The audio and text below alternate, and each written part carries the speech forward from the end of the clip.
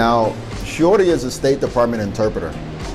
State Department interpreters sign a contract saying that they cannot reveal who they have interpreted for in their assignments.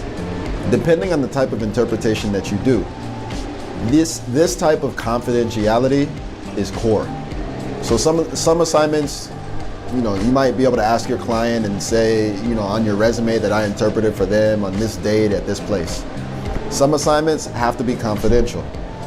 That's how it is. For example, in my resume, I have some assignments that I just say I was here at this place. Everything else is confidential.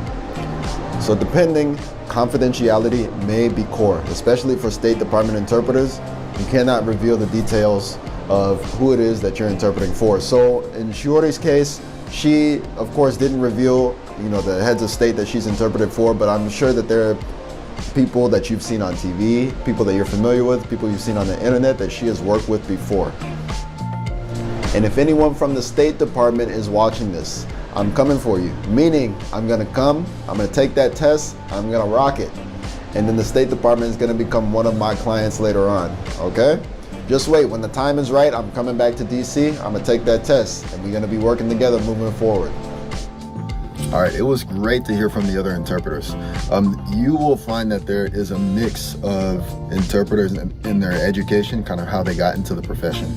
So you can see with Risa, for example, she didn't go to school for it, but was more so the school of hard knocks. So she didn't go to school, but it was more so on-the-job training, and then eventually got to the level of even becoming a State Department interpreter, which is one of the highest levels that you can achieve in the interpreting world, if not the highest, in the United States. So for me, for example, same thing. I didn't go to a university to receive or to get through a master's program. One of the most renowned master's programs is at a school by the name of Monterey in California. And they have a master's. You can go and achieve a master's in simultaneous interpretation and conference interpretation. I think translation as well. So I didn't go that route. And the same thing for me was a lot of on-the-job training. I started off in the hospitals interpreting, and then I went to court.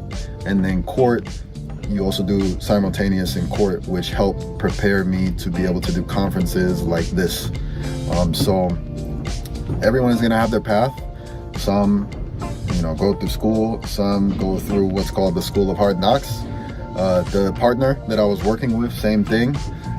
That's who I got the term from, or the inspiration to use the term School of Hard Knocks for this particular video, because she came out of that. She received training from another person, didn't go to a school, but was able to continue her work and be able to eventually become a simultaneous interpreter. So same thing. All right.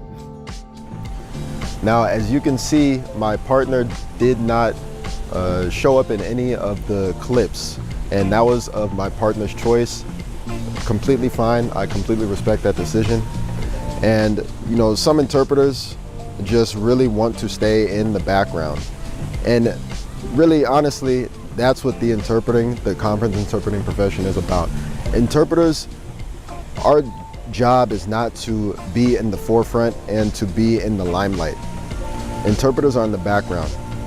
Even so much so that for conference interpreters, I hear this again and again, that the absolute best comment that a conference interpreter can get from a client is, "Wow, were you even there?"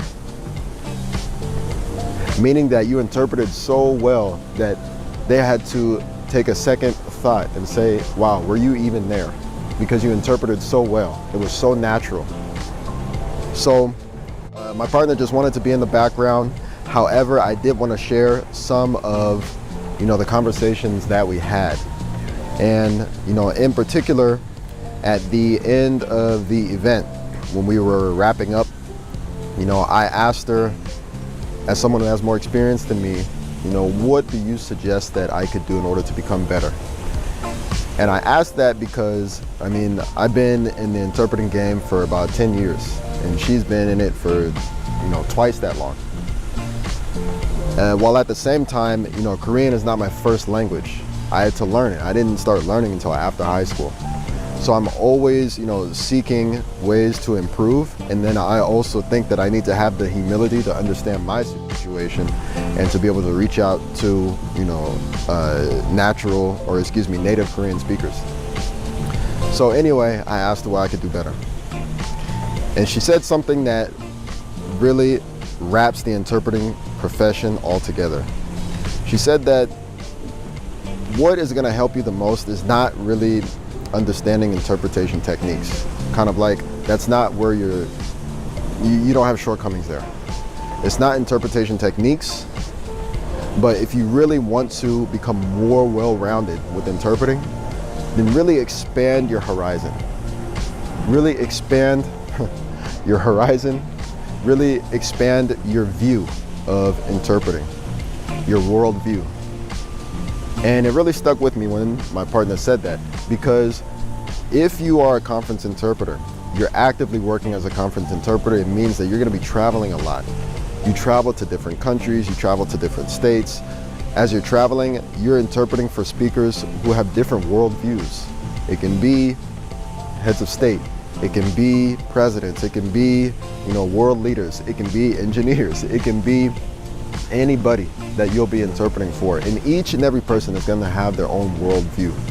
So if you're going to give yourself the best chance of being able to interpret with correct expressions, then it's best that you really understand where a person is coming from. And to do that, you really need to expand your horizon. I mean, read more, think more. For example, she told me that recently, one of the thoughts that came to mind for her is that all this garbage that we have, where does it go? Where does all this garbage go? She just had that question pop up.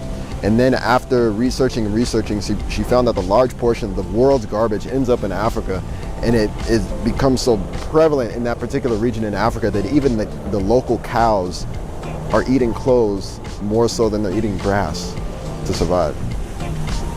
So that's just an example, but it's things like this where you take the time in order to really delve into different areas of life that maybe, you didn't delve into before, and to really expand your view of what is going on all around the world.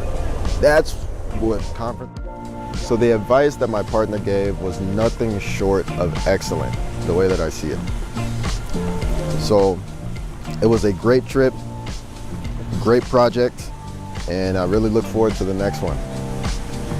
And the last thing that I'll say is that, I extended my trip for another day and a half. And the reason I did that is to see family. In the places that I go to in West Africa, there's a saying that goes, what makes family is not the dirt on your butt, but it's the dirt on your feet. What makes family is not the dirt on your butt, but the dirt on your feet. What makes family is those that you see, okay? That you step out of the house, that you go, you travel to see. So I extended my trip. Today, I'm gonna go see some family. And with that, I'm gonna conclude this video series. It was great seeing you all. And until the next one.